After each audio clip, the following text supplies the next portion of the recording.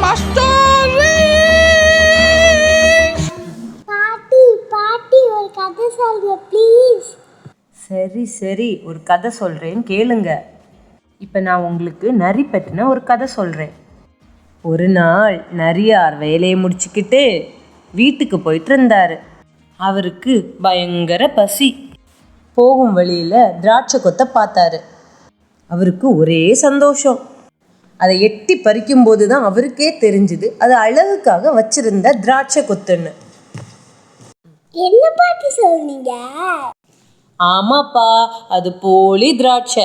அதனால நரியார் சோகத்தில் வீட்டுக்கு கிளம்பி போயிட்டாரு. பாட்டி நரி ரொம்ப பாவம்ல. இருங்கப்பா, வருத்தப்படாதீங்க, கதை இன்னும் முடியலை. நரியார் போகும்போது வழியில் முயலார பார்த்தாராம். என்ன ஆச்சு நரியாரே, ரொம்ப சோகமா போறீங்க? நரியார் நடந்ததை சொன்னாரு. அட, இதுக்கா வருத்தப்படுறீங்க? ஏன் கூட வாங்க, இதாங்க ஏன் தோட்டத்து திராட்சை, இதை சந்தோஷமா வாங்கிக்கோங்க. அதை வாங்கின நரி முயலுக்கு நன்றி சொல்லிச்சான். அதே மாதிரி நீங்களும் எல்லாருக்கும் கொடுத்து உதவணும். சரி பாட்டி.